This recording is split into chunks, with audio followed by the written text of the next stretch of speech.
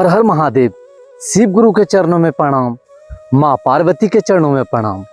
हे गुरु भाई बहन, आज मैं फिर एक बहुत सुंदर कथा लेके आया हूँ, जिसे आप ध्यान से सुनिएगा। यह कथा एक बुढ़िया माई की है। बुढ़िया माई छोटी सी गांव में रहा करती थी। वह शिव का बहुत पूजा करती थी, हमेशा शिव का नाम लेते रहती थी, शिव चर्चा करती थी। हर सोमवार को वह सोमवारी व्रत रखती थी। कोई भी महाशिवरात्रि हो या कोई भी पर्व हो, वो हर पर्व में पूजा करती थी, कोई मिस नहीं होने देती थी। और इस बात का बुढ़िया माई का घमंड हो गया। बुढ़िया माई किसी को दान पुण्य नहीं करती थी, बस वो सिर्फ पूजा पाठ करती थी। वो तो सोचती थी कि मेरे लिए शिव का द्वार खुला हुआ है, मैं शिव लोक जाऊंगी जब मरूंगी तो, मेरे लिए स्वर्ग का रास्ता भी खुला हुआ है। इस बात का बुढ़िया माई का बहुत घमंड था। गांव घर में कुछ लोग ये सोचते थे कि अरे बुढ़िया माई खाली पूजा पाठ करती है, दान क्यों नहीं करती है। कुछ लोग बोलते थे कि बुढ़िया माई अरे दान किया करो, या कहती थी मैं दान क्यों करूं, मैं तो पूजा पाठ कर ही रही हूं। अरे तू कितनों दान कर लो, लेकिन मेरे जैसा शिवलोक तू लोग को नहीं मिलेगा। मैं शिव का बहुत बड़ी भक्त हूँ, इसलिए मुझे शिवलोक मिलेगा, दान करने की कोई जरूरत नहीं है। भगवान शिव ये सब लीला देख रहे थे। वह देखे कि अरे ये बुढ़िया माई तो खाली पूजा पाठ ही करती है। अगर और ज़्यादा लोग सब जान जाएगा कि शिव के भक्त ऐसा होता है जो खाली पूजा करे और दान पुण्य ना करे और उसे शिवलोक मिल जाए, तो ये तो हमारे लिए बहुत दिक्कत वाली बात है। क्योंकि सबको दिखना भी चाहिए कि शिव के पूजा करने वाले के अंदर बहुत सारे गुण होते हैं, ये नहीं कि हाँ खाली पूजा करें। ये सोच करके भगवान शिव बोले कि चलो इसके लिए कुछ करना होगा, काहे कि मेरे लिए पूजा पाठ करती है तो इसे उस बात का ध्यान दिलाना जरूरी है कि ये दान पुण्य भी करे। यह सोच करके भगवान शिव एक बूढ़ा साधु का रूप बनाए और चल गए बुढ़िया माई के द्वार पर। वहां पर गए, बुढ़िया माई कुछ काम कर रही थी। वह जा करके बोले कि माई कुछ खाने को दो। बुढ़िया माई बोले कि खाने को, अरे मेरे पास खाने के लिए कुछ नहीं है, जाओ जाओ जाओ, मैं अभी काम कर रही हूँ और न देख रहा है काम करते करते भगवान शिव का नाम ले रही हूँ। भगवान शिव बोले कि माता कुछ खाने को दे दो, बहुत जोर से भूख लगा हुआ है। वो बोले कि ठीक है, ज़्यादा भूख लगा हुआ है तो जाओ जाओ 2-3 घंटा के बाद आना। वो जो शिव जो बूढ़ा के रूप में थे, साधु के रूप में, वो वापस लौट गए और 2-3 घंटा के बाद फिर गए। उस समय बुढ़िया माई पूजा कर रही थी। फिर वहां से साधु बाबा गए और बोले कि माता कुछ खाने को दो, भूख लगा हुआ है, कुछ दान पुण्य कर दो। वो बोले कि देख नहीं रहा है मैं पूजा कर रही हूँ, जाओ जाओ कल आना, आज नहीं है टाइम। ये फिर वो जो साधु बाबा बूढ़ा बाबा थे, वो अगला दिन फिर चल गए बुढ़िया माई के द्वार पर। बुढ़िया माई बोली कि अरे तुम्हारा दूसरा कोई काम है कि ना है, और मांगने के लिए कोई दूसरा घर है कि ना है।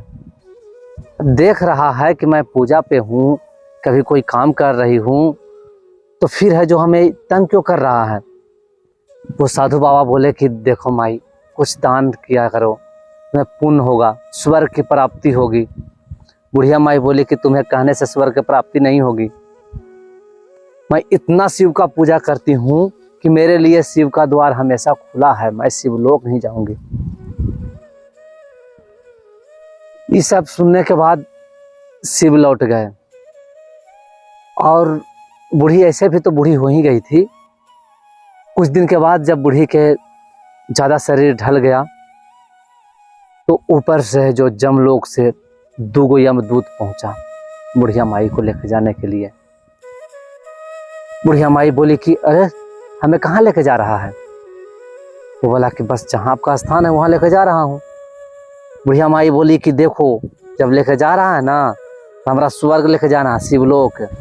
यमदूत बोले कि नहीं नहीं नहीं बुढ़िया माई, आपको शिवलोक जाने की जरूरत नहीं है। आपने किया ही क्या है कि आपको शिवलोक मिलेगा और स्वर्ग की प्राप्ति होगी।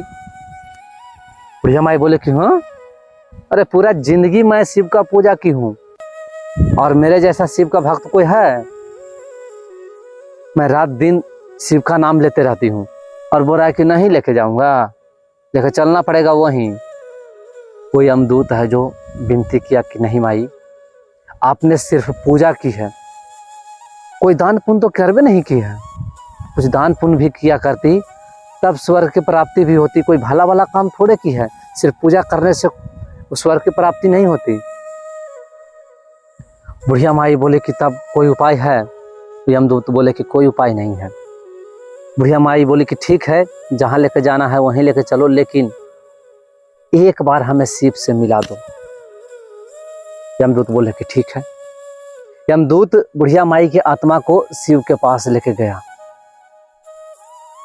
शिव के चरणों में जाकर के बुढ़िया माई गिर गई। बोले कि हे प्रभु, मुझसे बहुत बड़ा गलती हो गया।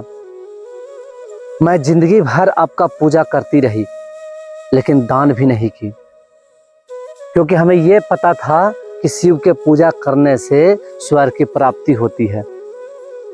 मुझे ये ज्ञान ही नहीं था कि दान पुण्य भी करना है, और इस ज्ञान के अभाव के कारण मैं आज तक कुछ दान नहीं किया। भगवान शिव बोले कि देखो बुढ़िया माई, मैं तो गया था साधु के रूप में भी एक बार, लेकिन आपने मुझे भी दान नहीं की। अब तो कोई दूसरा उपाय नहीं है। बुढ़िया माई पूरा गिड़गिड़ाने लगी। बोले कि हे प्रभु, मुझ पर दया कीजिए, मैंने जिंदगी भर आपका सेवा की है। भगवान शिव सोचे कि ठीक है, बुढ़िया माई तो सही कर रही है, पूरा जिंदगी तो पूजा की है, तो चलो तुम्हें कुछ दिन का समय देता हूँ। 1 सप्ताह का समय है तुम्हारे पास, चाहो जितना दान करना है उतना दान खुल करके करो, तुम्हारी आत्मा को लौटा दे रहा हूँ। आप जाओ और जितना दान पुण्य करना है दान करके पुण्य कमाओ। उसके बाद यदि ये परीक्षा में तू पास हो जाती है तो तुम्हें स्वर्ग की प्राप्ति होगी, या नहीं तो फिर नहीं होगी।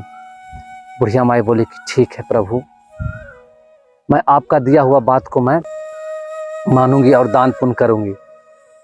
यमदूत वहां से उनके आत्मा को वापस लौटा दिया और बुढ़िया माई फिर ठीक ठाक हो गई। उसके बाद वही 1 सप्ताह पूरा दान पुण्य की, गरीबों में खूब धन जो था वो सब बांटी, भोजन करवाई, यहाँ तक कि खाना पीना के सामग्री भी खूब बंटवाई। और जैसे ही 1 सप्ताह पूर्ति हो गया, फिर यमदूत आया और बुढ़िया माई की आत्मा को लेकर चला गया। उसके बाद बुढ़िया माई की स्वर्ग की प्राप्ति हुई। तो गुरु भाई बहन, सिर्फ पूजा करने से कुछ नहीं होता, पूजा के साथ साथ आपको अच्छा कर्म भी करना होता है।